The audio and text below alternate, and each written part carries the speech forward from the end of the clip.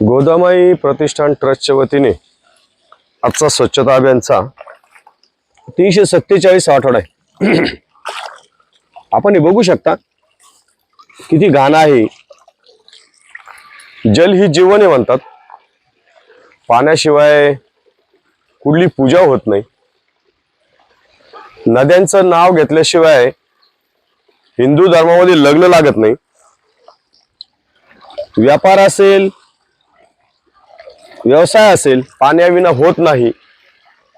आणि शेवट माणूस मेल्यानंतर त्याचे अस्थि विसर्जन सुद्धा हे पवित्र अशा नद्यांमध्येच करावं लागतं।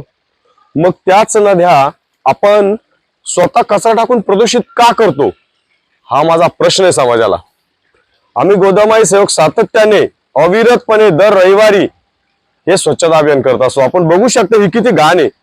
आणि त्याच्यानंतर हे गटारीचं पाणी, गटारीचं पाणी दाखव।